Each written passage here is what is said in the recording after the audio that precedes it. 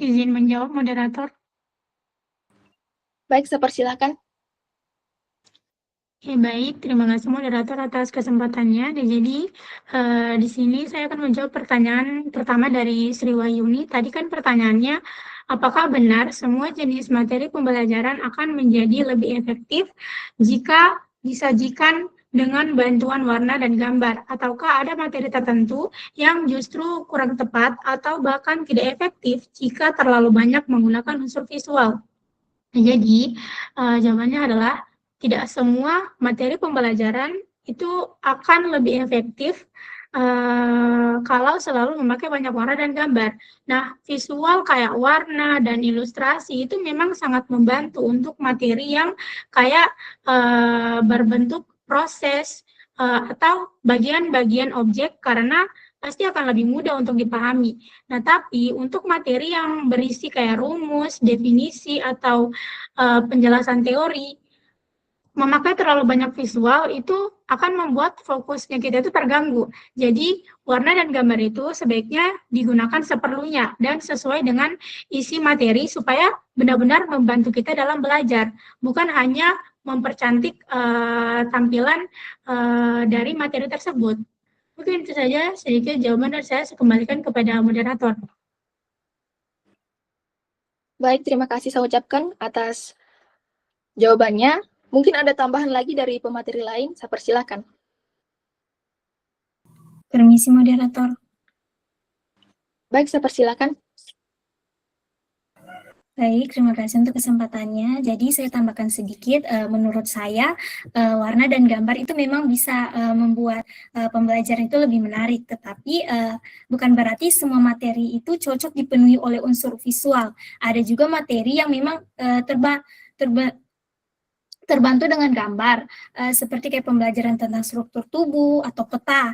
Nah, tapi untuk materi yang lebih ke penjelasan kayak konsep yang mendalam atau hitungan yang butuh langkah-langkah fokus, kalau terlalu banyak visualnya mungkin bisa mengganggu konsentrasi. Jadi yang penting bukan kayak banyaknya gambar atau warna, tetapi bagaimana penggunaannya itu pas dan sesuai dengan isi materinya. Baik, itu saja dari saya kembalikan kepada moderator. Baik, terima kasih. Mungkin ada lagi tambahan dari pemateri lain? Saya persilahkan.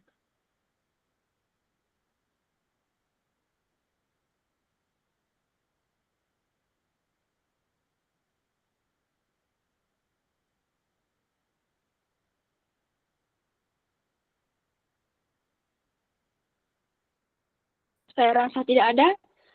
Saya kembalikan kepada forum. Apakah ada yang ingin menambahkan? Saya persilakan kepada Atira. Baik, terima kasih kesempatannya moderator. Jadi pada saya ingin menambahkan jawaban dari materi.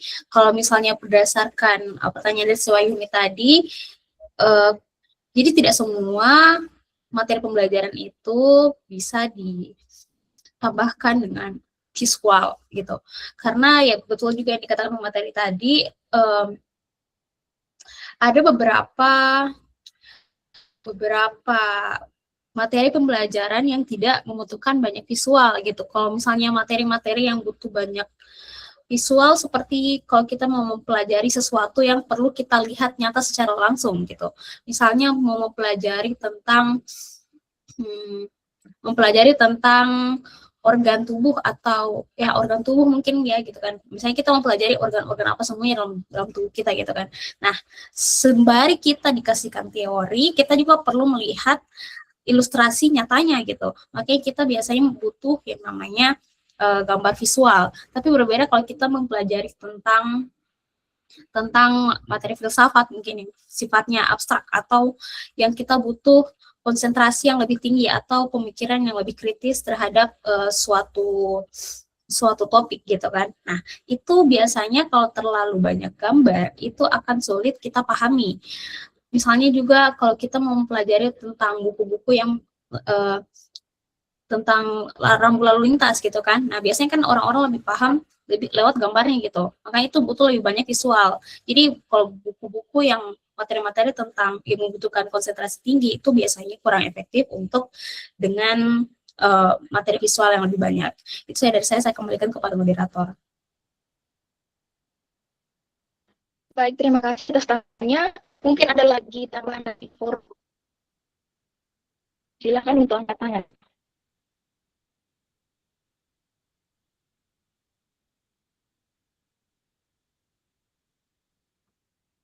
Kepada Zayan, saya persilahkan. Baik, terima kasih moderator. Langsung saja kepada tambahan jawabannya. Jadi tidak semua materi pembelajaran itu otomatis jadi lebih efektif hanya karena diberi banyak warna dan gambar. Memang unsur visual itu bisa membuat memahami materi yang butuh contoh konkret seperti biologi, geografi atau pembelajaran anak-anak. Nah, tapi untuk materi yang butuh fokus tinggi seperti matematika, rumus fisika atau pembahasan teori yang serius, terlalu banyak warna dan gambar itu justru bisa mengganggu konsentrasi dan membuat bingung. Jadi penggunaan visual itu harus disesuaikan dengan jenis materinya. Jangan asal dibuat untuk meramaikan materi saja. Baik, saya kepada moderator. Baik, terima kasih. Apakah ada yang menambahkan lagi? Saya persilahkan. Kepada Safira, saya persilahkan. Baiklah, terima kasih moderator atas kesempatannya. Saya menambahkan sedikit jawaban dari pertanyaan dari Sri Wahyuni, bahwa warna dan gambar itu bukan penentu utama efektif atau tidaknya suatu materi. Nah, yang paling penting sebenarnya itu adalah kejelasan, penyampaian, dan kesesuaian dengan tujuan pembelajaran. Ada beberapa materi yang memang itu harus menggunakan gambar seperti dikatakan teman-teman tadi, seperti pembelajaran biologi, geografi, itu membutuhkan gambar sehingga materi tersebut terasa lebih hidup, jadi lebih yaitu dapat menarik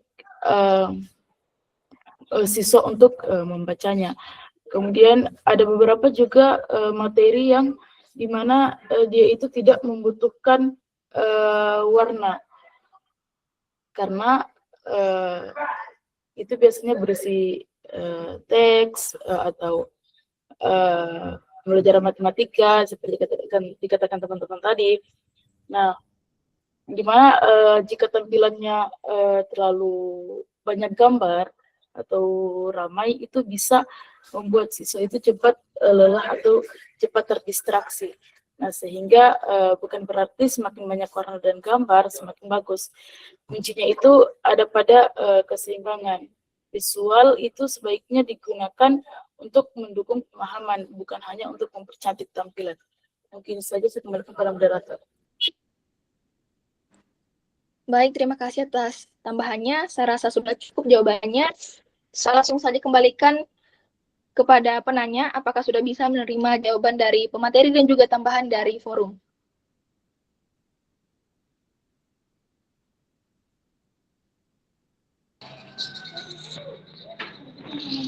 Baik, terima kasih kepada pemateri maupun forum yang telah menambahkan.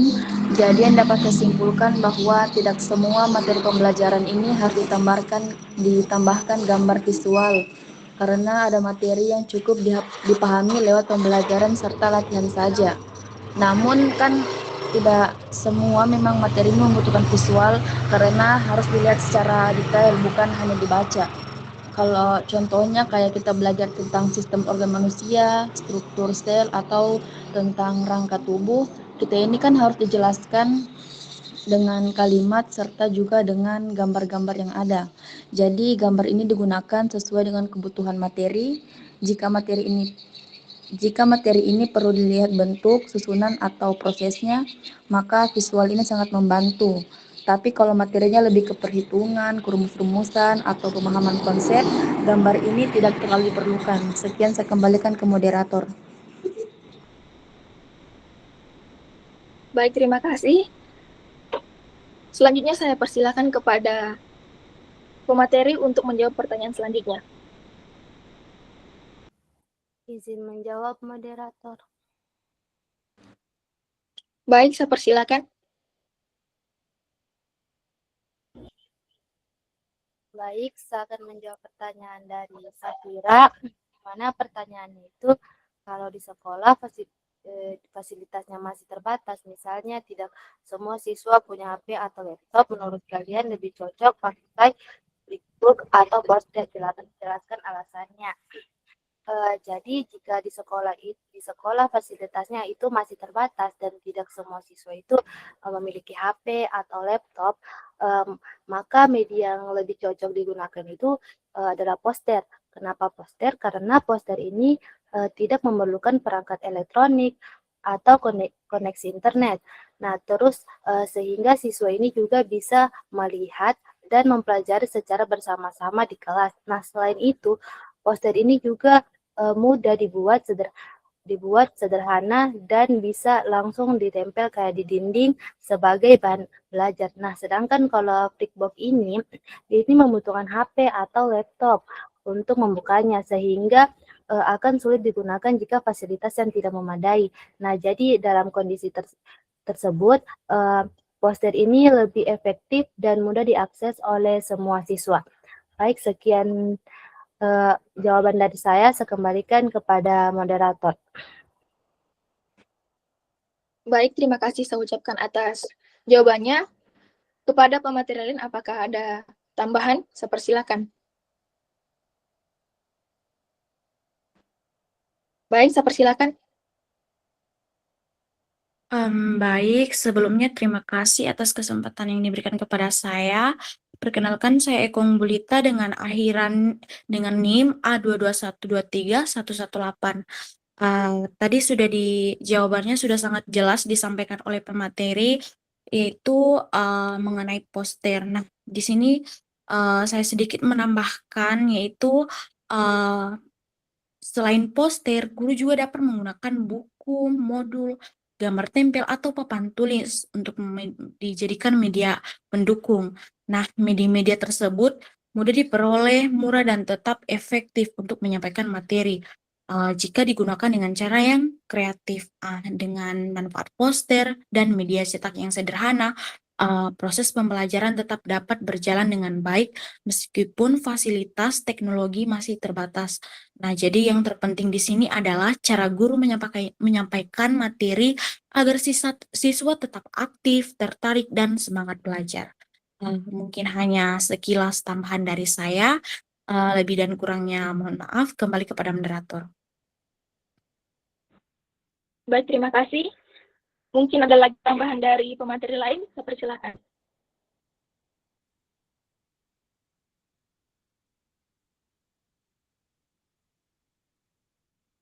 Baik, saya persilakan.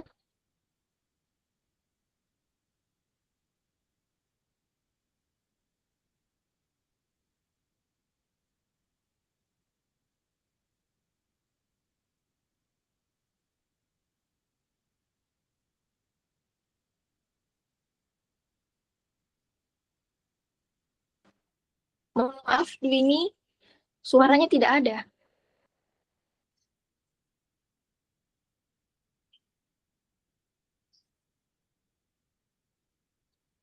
Tetap belum ada.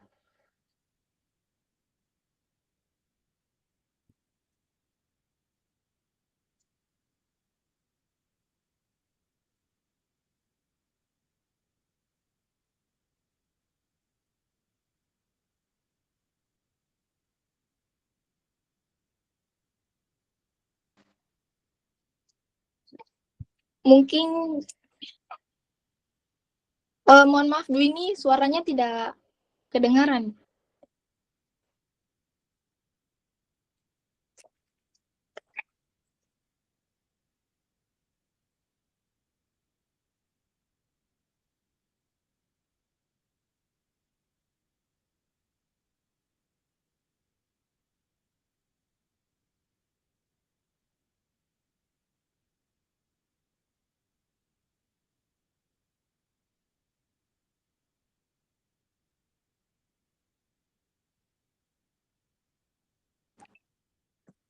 Mungkin jaringannya Dwini agak bermasalah. Saya kembalikan ke forum, apakah ada yang ingin menambahkan?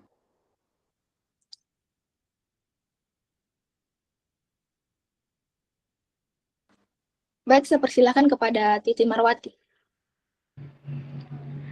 Baik, terima kasih atas kesempatannya moderator. Perkenalkan, saya Titin Marwati dengan akhiran NIM 031. Saya izin menambahkan sedikit. Jadi, kalau dilihat dari sisi inovasi pembelajaran, Flipbook itu tetap bisa dipilih meskipun fasilitasnya terbatas. Dengan catatan penggunaannya itu diatur oleh guru. Misalnya, Flipbook ditampilkan menggunakan satu laptop dan proyektor milik sekolah, sehingga siswa tidak harus memiliki perangkat pribadi.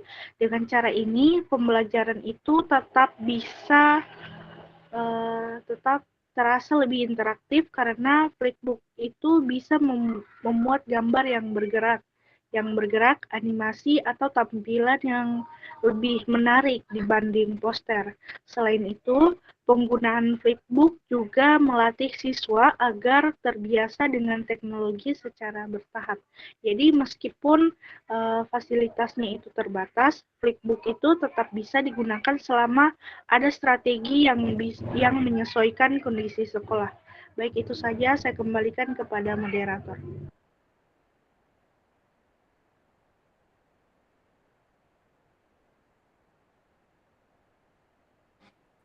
Baik, terima kasih atas tambahannya. Saya persilakan kepada Sri Wahyuni.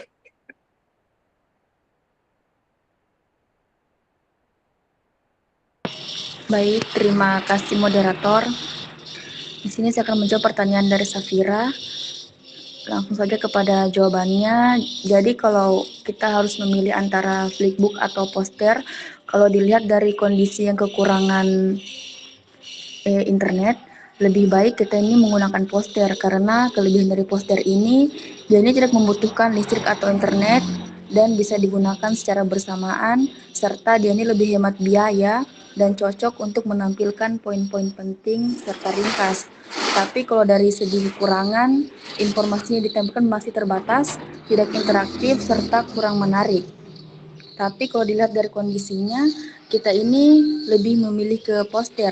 Karena dalam kondisi seperti itu yang paling penting ini semua siswa bisa belajar dengan aman, jadi tidak ada kata ketertinggalan karena tidak memiliki perangkat laptop ataupun HP.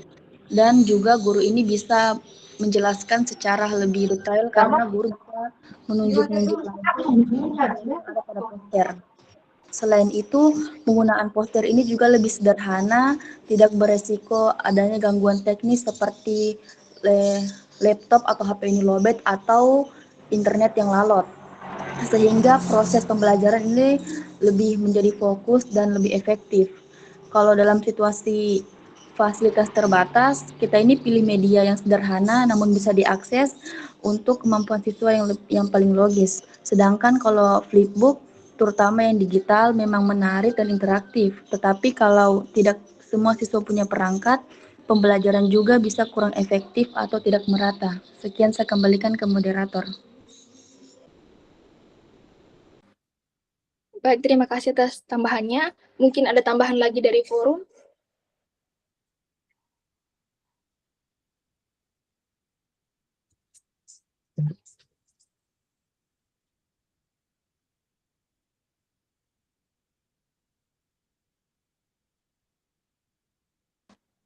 Apakah ada tambahan dari forum lagi?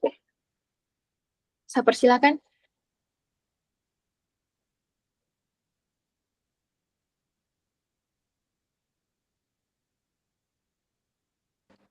Baik, saya rasa tidak ada.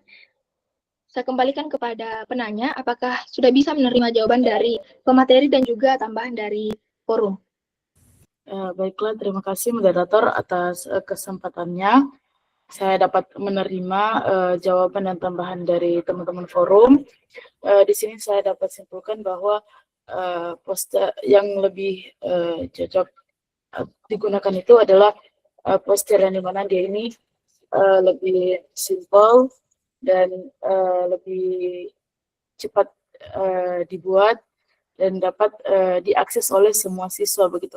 Namun flipbook juga dapat digunakan, tapi harus sesuai dengan sarana dan prasarana yang ada di sekolah.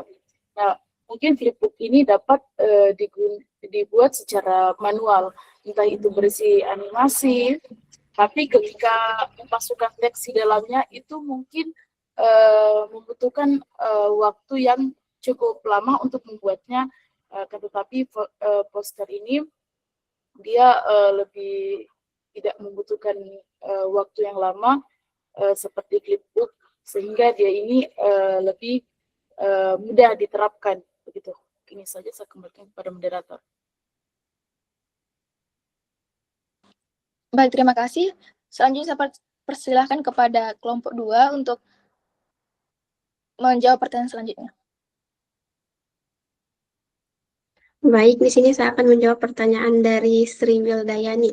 Nah, pertanyaannya itu, jika flipbook dan poster digunakan secara bersamaan dalam satu proses pembelajaran, apakah kombinasi dua media tersebut dapat membantu memperkuat pemahaman siswa atau justru berpotensi membuat siswa kewalahan karena menerima informasi dari dua bentuk penyajian yang berbeda?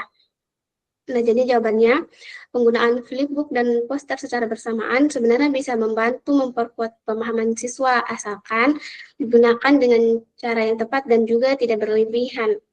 Nah, poster ini bisa berfungsi untuk menampilkan poin-poin penting secara singkat dan juga mudah diingat, sedangkan flipbook digunakan untuk penjelasan yang lebih lengkap dan juga lebih mendalam. Nah, tapi jika keduanya digunakan tanpa pengaturan yang jelas, siswa ini bisa saja merasa kelelahan karena dia menerima terlalu banyak informasi sekaligus. Nah, jadi guru harus perlu mengatur waktu dan juga fungsi masing-masing media agar bisa saling melengkapi, bukan membingungkan. Baik, itu saja dari saya kembalikan kepada moderator. Baik, terima kasih atas jawabannya. Saya persilakan kepada pemateri lain untuk menambahkan jawabannya.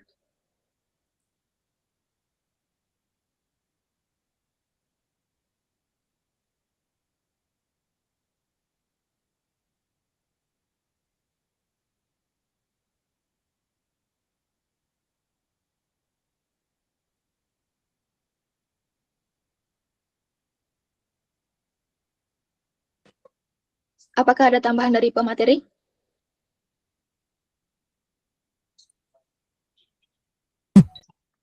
Izin menambahkan moderator. Baik, saya persilakan kepada Nofri.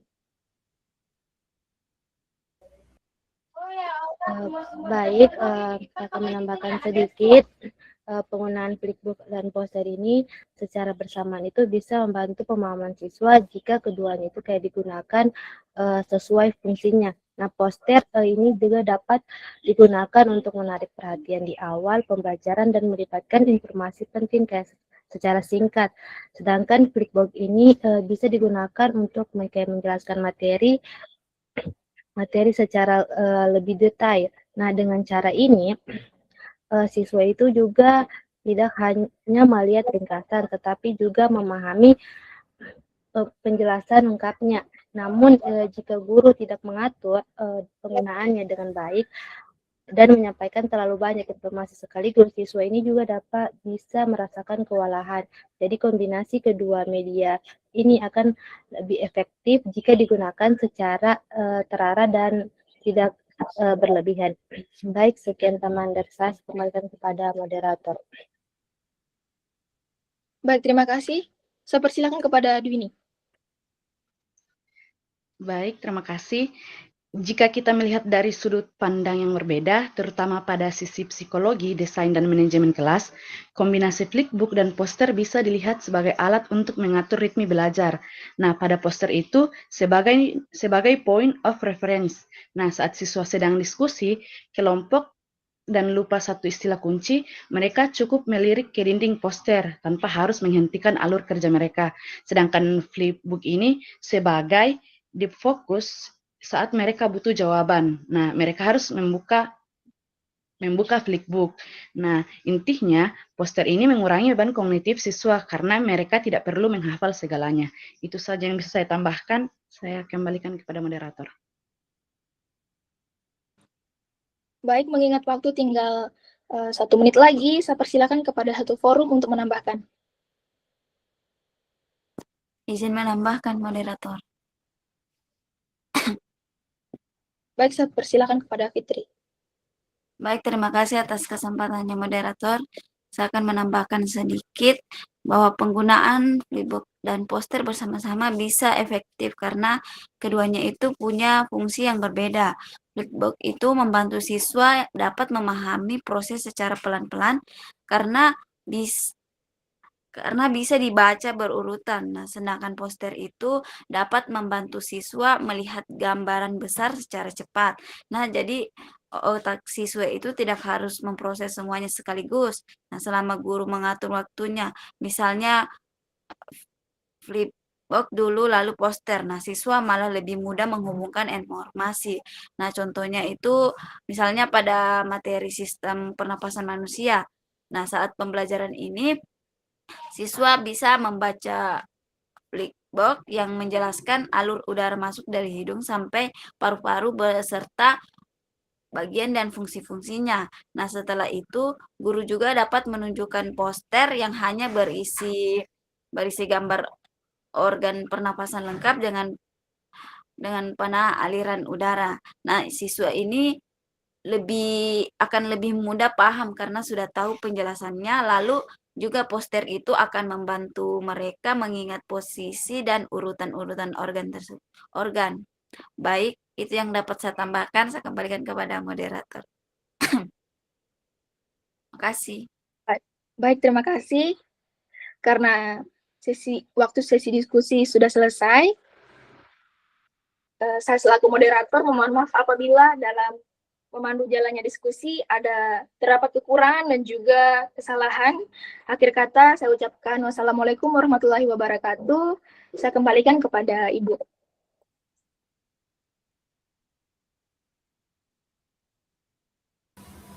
Oke, warahmatullahi wabarakatuh. Terima kasih untuk presentasi dan diskusinya ya.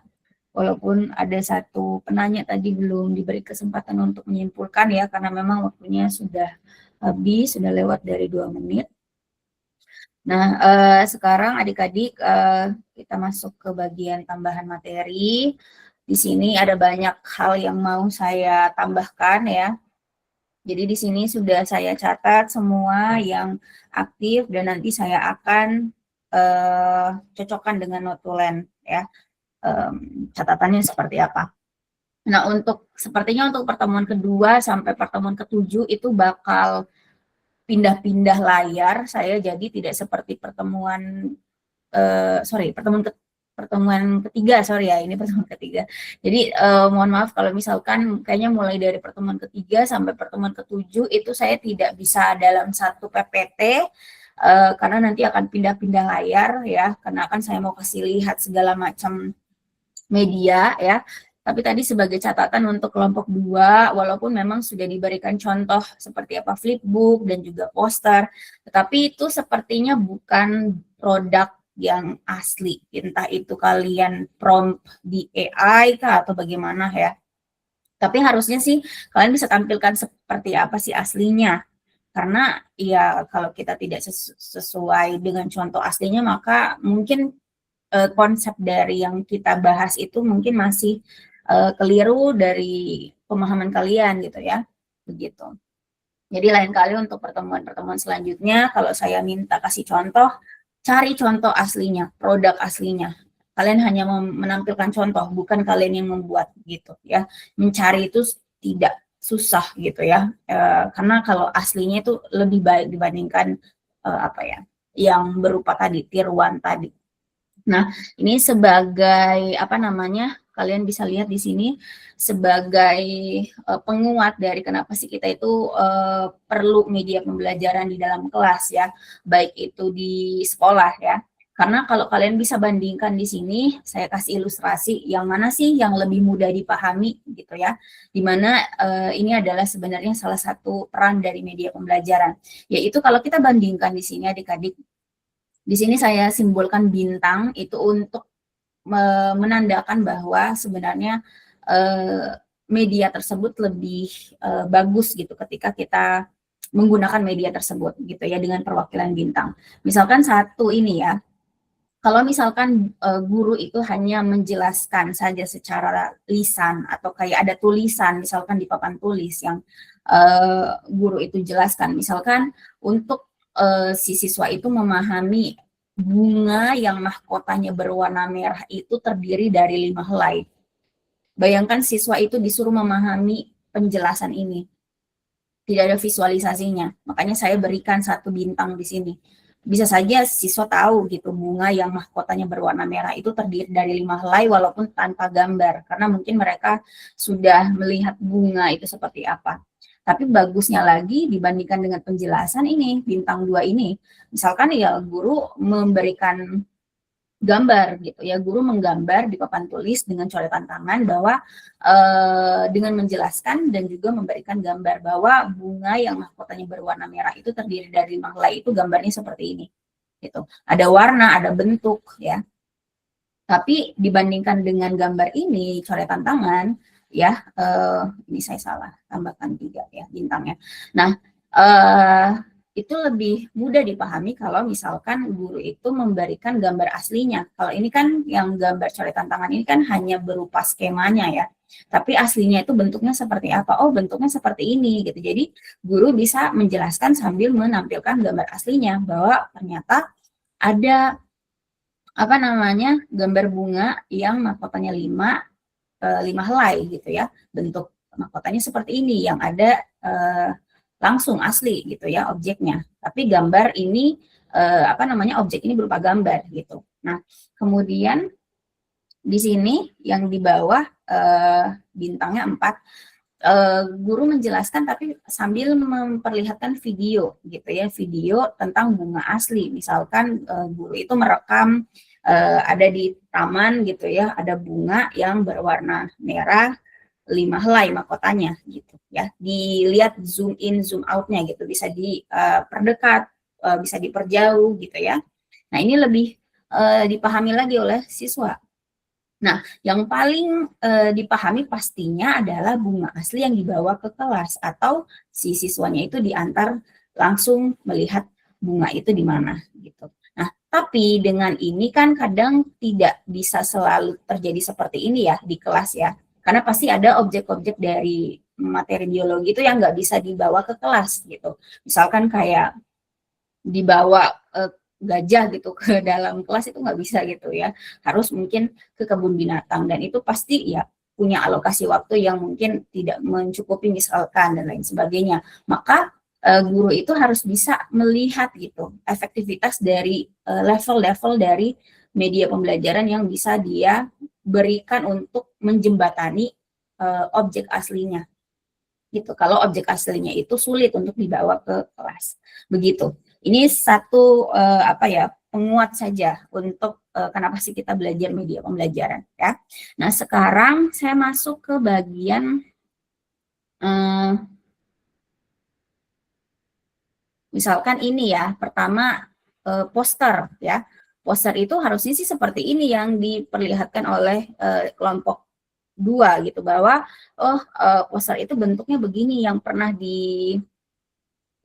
dibikin oleh orang tuh begini gitu ya, walaupun ini bukan berhubungan dengan materi biologi semua. Ada materi biologi, ada geografi mungkin, ada matematika, dan ada juga fisika misalkan gitu ya. Kalau dilihat di sini matematika pun punya warna juga ya. Jadi artinya sebenarnya pertanyaan-pertanyaan tadi yang mana sih yang paling efektif gitu ya dan lain sebagainya itu tergantung gitu. Tergantung gitu. Kita nggak bisa mengeneralisasi misalkan kalau gambar itu harus full warna atau yang tidak full warna sama sekali, tergantung konteksnya gitu ya. Kalau misalkan warna itu bisa memperjelas, mengkontraskan gitu ya antara objek yang mau dipelajari dengan backgroundnya, ya harus berikan warna gitu ya.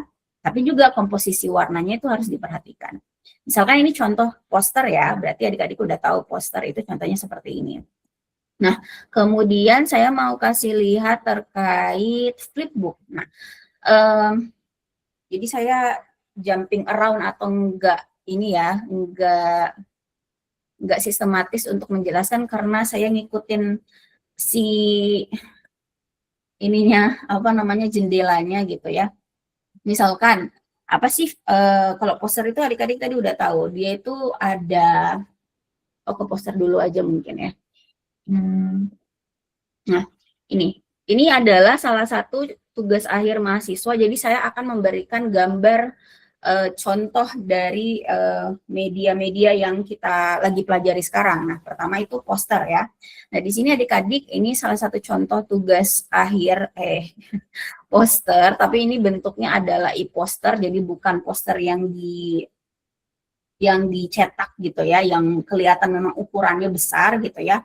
Nah, tadi kebanyakan memang kalau poster yang asli itu dia agak besar gitu, yang mungkin bisa benar-benar dipajang, kemudian bisa kelihatan lebih jelas. Nah, ini contohnya saya berikannya yang e-poster. Nah, e-poster ini salah satu media pembelajaran yang bisa nantinya kalian itu di tugas akhir itu mengembangkan e-poster. Nah, e-poster itu isinya apa kalau di dalam sini ya, secara spesifik.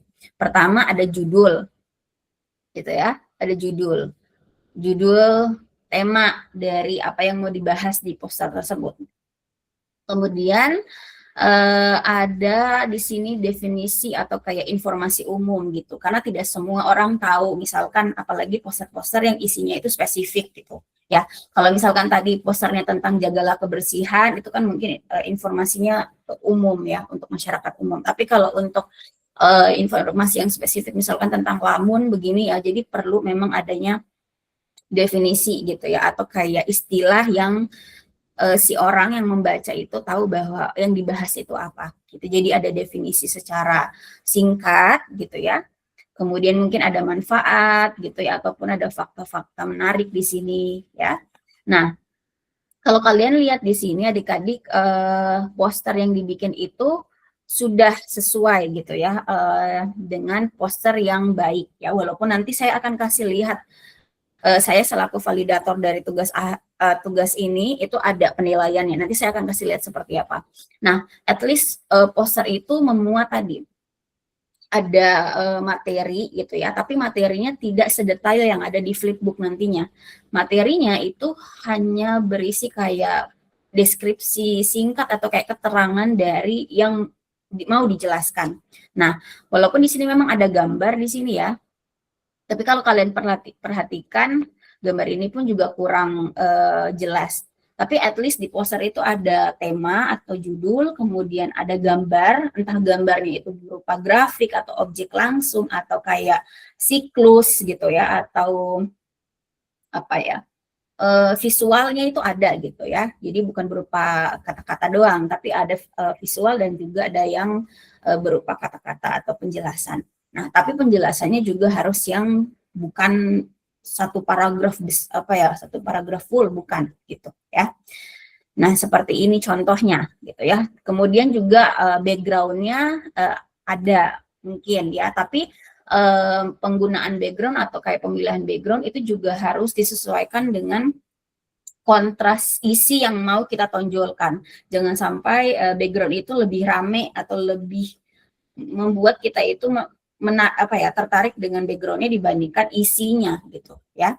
Nah, kalau kalian berani dalam mengkomposisikan itu dengan baik, maka mungkin akan lebih menarik posternya, karena temanya akan kelihatan bahwa misalkan ini tentang lamun, dia pasti berkaitan dengan misalnya perairan gitu ya, dan lain sebagainya.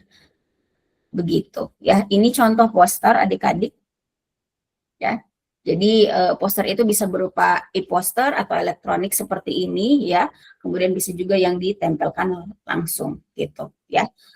Nah, saya mau kasih contoh ininya ya, penilaiannya.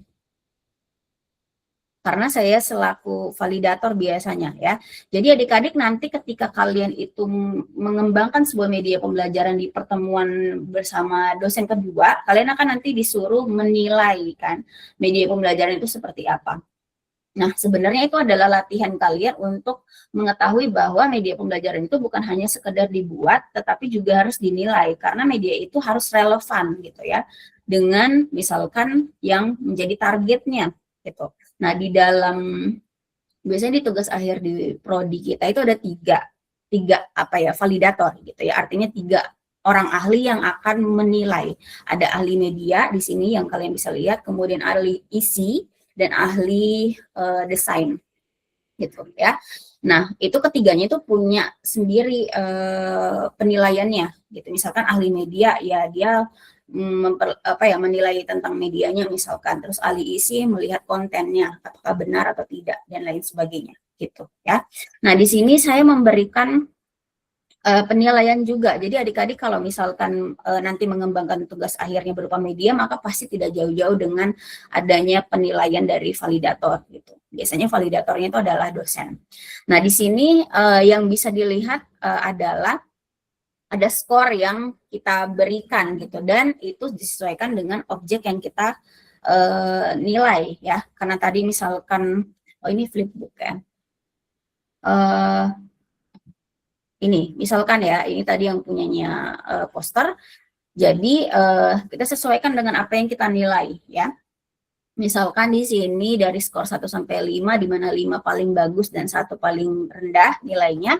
Di sini ada kemenarikan tampilan poster, saya memberikan 5 gitu karena bagus gitu, menarik. Kemudian kesesuaian ukuran huruf misalkan ya 5, kesesuaian penempatan judulnya tadi ada di atas gitu ya, artinya kelihatan bahwa ada judul di sini ya, maka saya kasih 5.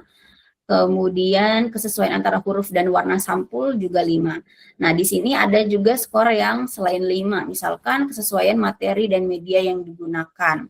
Biasanya kita juga sesuaikan apakah materi dan media yang digunakan itu sesuai atau tidak. Di sini saya kasih 4 karena tidak belum tepat misalkan ya. Nanti ada komentar dan saran yang itu akan menunjukkan kenapa dia skornya 4 misalnya gitu ya.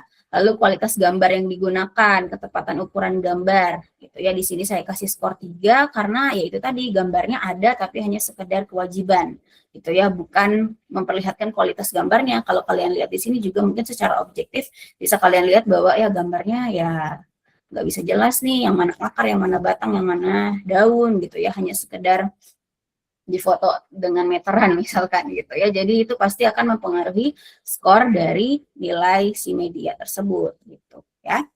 Kemudian ini komentar dan sarannya gitu. Jadi begitu ya adik-adik, untuk mengembangkan sebuah media pembelajaran tidak hanya selesai kita mengembangkan media tapi juga harus dinilai. Dan komentar dan saran ini nantinya harus diperbaiki gitu. Jadinya nanti posternya harus lebih baik lagi gitu, sesuai dengan komentar dan saran. Kemudian saya langsung lanjut lagi ya ke bagian flipbook. Nah, apa sih flipbook itu? Jadi flipbook itu sebenarnya sebuah buku kan terdiri dari flip dan book ya. Flip itu artinya sebuah gerakan gini. Gerakan membalik, kayak kita buka buku gitu ya. Jadi ada perpindahan, transisi gitu ya.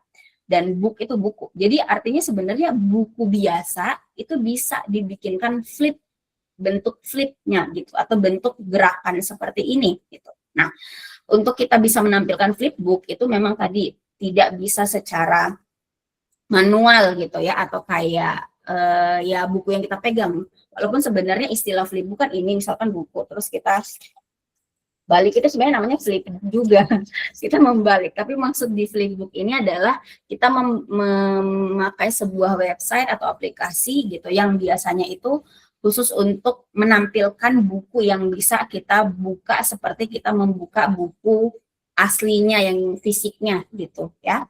Nah, ini saya kasih satu website yaitu adalah app.bookcreator.com.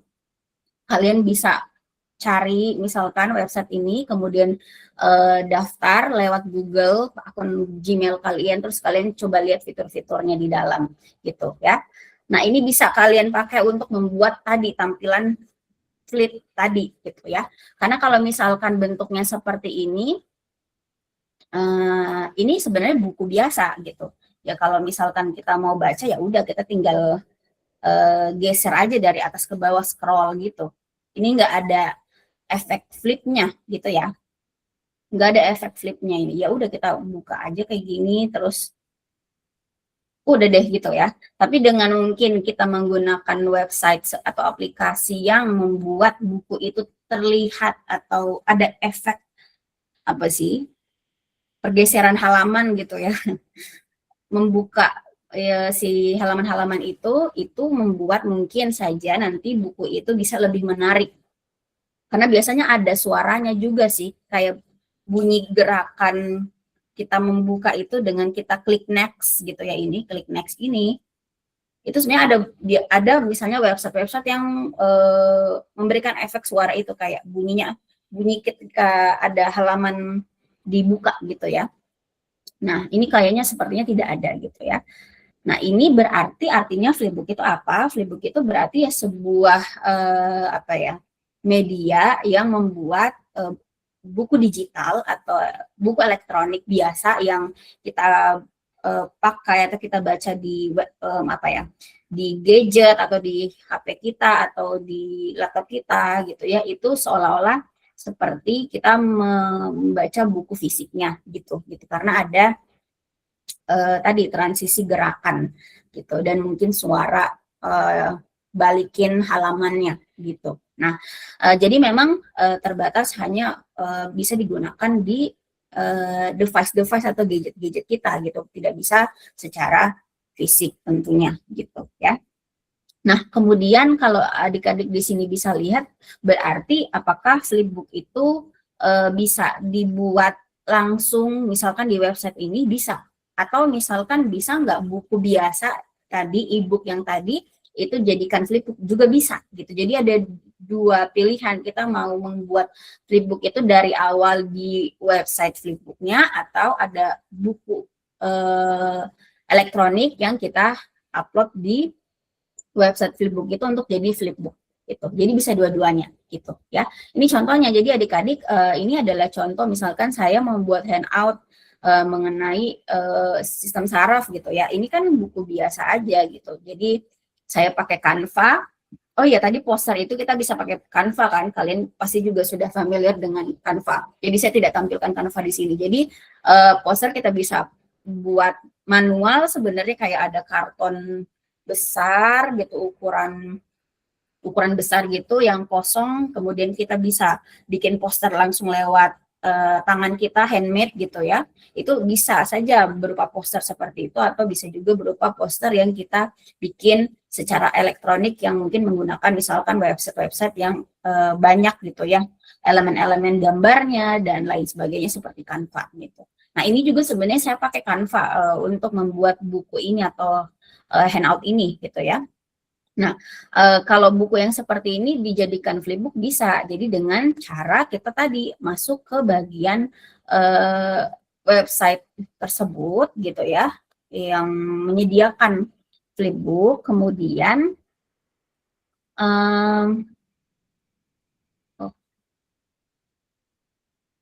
ini harus full screen. Cara keluarnya gimana?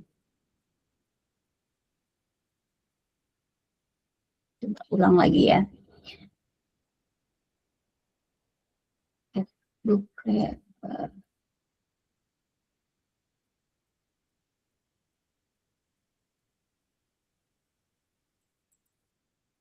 Apakah hanya satu website? Ini sebenarnya banyak gitu ya, website-website untuk menampilkan bentuk flipbook begini. Nah, jadi kalau misalkan tadi dalam bentuk buku yang biasa, ya tinggal dijadikan flipbook bagaimana? Ya udah tinggal upload aja gitu, diimport, kemudian dipilih di mana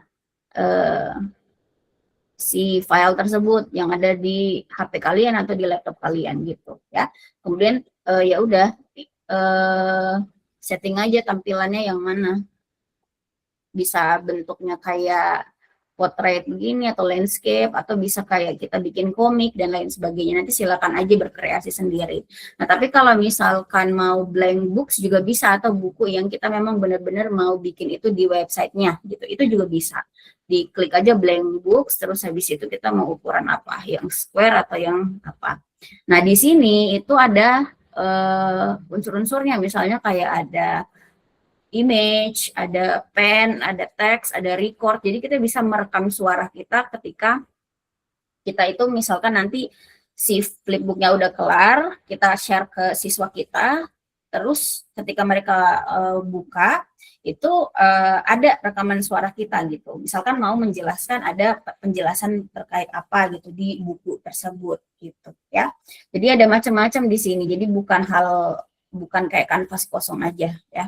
Jadi kita bisa menyematkan apapun sebenarnya, kayak menyematkan apa ini, link itu juga bisa. Misalkan, ya masih ada waktu ya. Misalkan cara keluarnya gimana ya. Jadi saya ada mungkin contohnya di sini kalau kita mau bikin dari awal atau hal kosong gitu.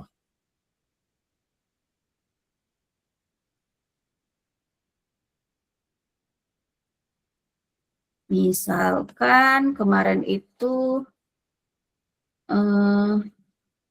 ini bisa, coba ya. Ini dari hal kosong misalkan ya.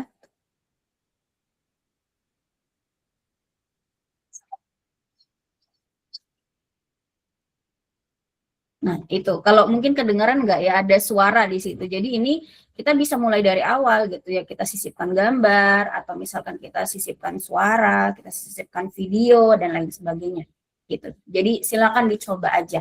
Nah, saya mau kasih contoh flipbook yang di tugas akhir ya. Jadi flipbook yang di tugas akhir itu, ya mereka itu mengirimkan flipbook, tapi filenya e-book gitu ya. Jadi harusnya sebenarnya mereka mengirimkan link website flipbooknya.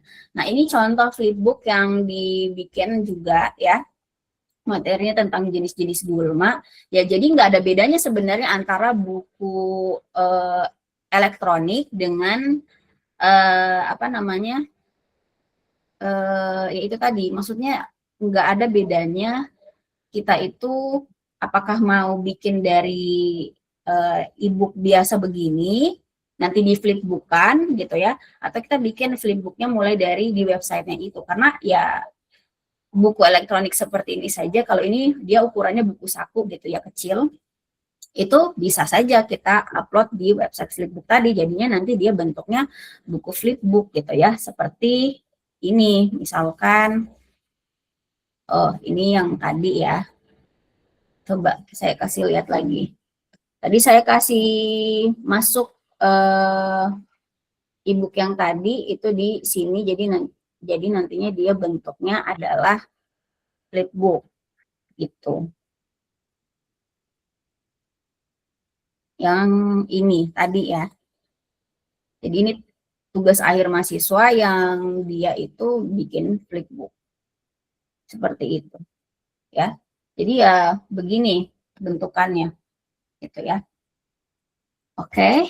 Kemudian satu lagi terkait penilaiannya ya. Jadi tadi penilaiannya juga sama gitu. Karena saya juga misalnya sebagai validator, maka media tadi yang flipbook tadi juga harus dinilai, tapi disesuaikan juga dengan medianya. Misalkan tadi kalau medianya poster, maka di sini tulisannya kemenarikan tampilan poster gitu ya. Tapi kalau ini berarti kemenarikan tampilan cover dari buku flipbook gitu ya. Oke.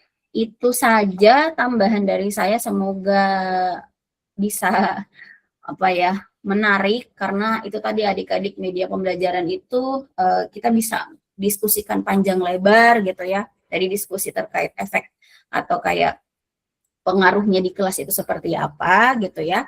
Saya tidak menjelaskan itu di sini karena balik lagi sebenarnya apakah media tertentu itu berpengaruh bagus atau kayak efektif bagus gitu ya di kelas, itu harus sebenarnya teruji dulu di kelas tersebut gitu, atau harus diteliti dulu gitu. Jadi tergantung konteks, bisa saja yang kalian jelaskan itu tadi secara teori misalkan bagus misalkan, tapi secara prakteknya bisa jadi mungkin kurang bagus dan lain sebagainya gitu. Jadi saya tidak terlalu menjelaskan ke situ, tapi saya menjelaskan lebih ke produk dari media pembelajarannya itu seperti apa, karena nantinya itu yang akan kalian bikin gitu ya, tergantung dari analisis kebutuhan kalian nanti itu. Kalian bikin apa, apakah nanti bikin, pilihannya ada dua sekarang sudah ada gitu ya, ada flipbook kan, dan juga ada poster begitu ya.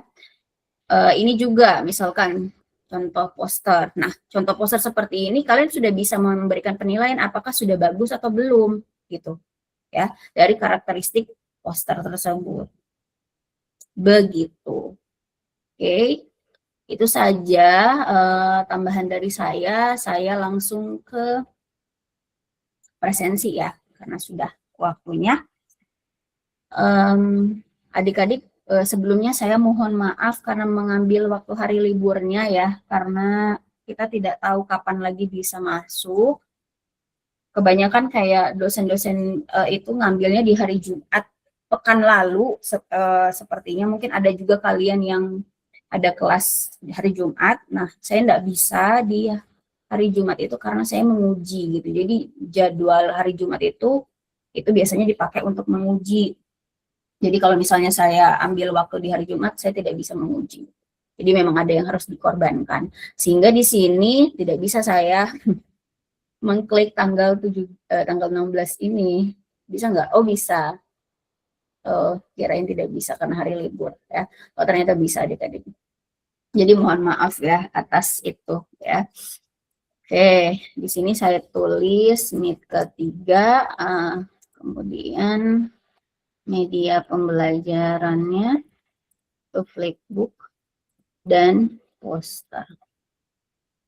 Oke, silakan adik-adik semua sudah bisa on cam dan juga nanti ketika saya panggil bisa menyaut gitu ya.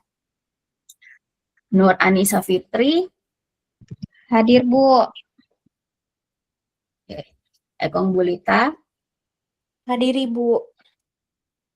Sutina Hadir Ibu. Novrianti Hadir Bu. Coba di hold dulu biar saya tahu ada mukamu di situ. Coba. Hadir Bu. Hadir Bu. Oke. Karena saya tidak bisa balik lagi ke layar sini ya. Jadi saya biasanya ngeliatin di sebelah sini itu untuk ngeliatin kalian ada atau tidak. Oke, Ratika Aulia. Hadir Ibu. Wasya Mahmud.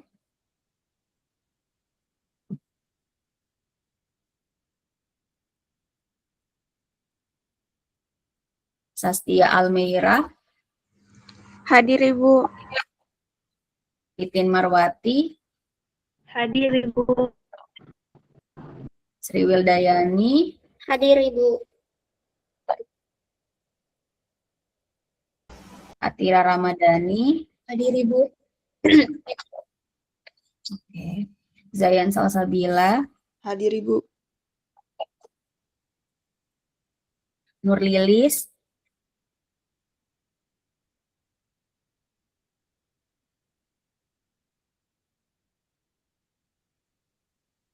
Nur Amanda.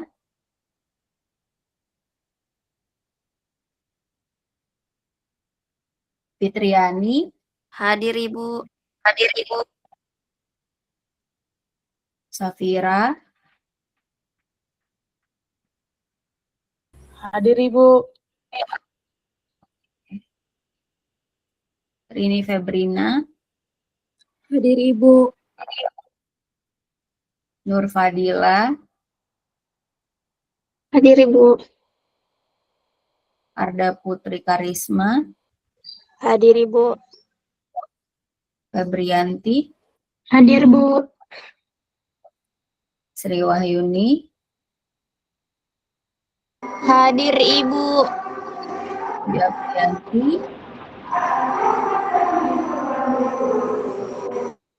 Aprianti. Dwini Boroalo. Hadir Ibu. Fauzia. Hadir Ibu. Najmi Aziza. Hadir Ibu. Yastri Satyaningsi. Hadir Ibu. Abdul Malik.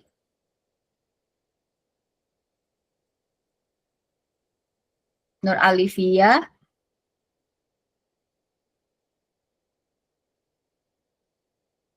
Siti Fahra. Hadir Ibu. Intan Kurniawati. Hadir Ibu. Tadi Wahdia hadir.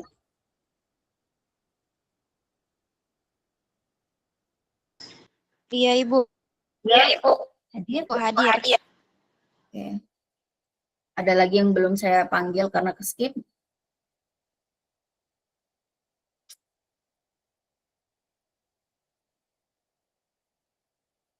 Sudah ya.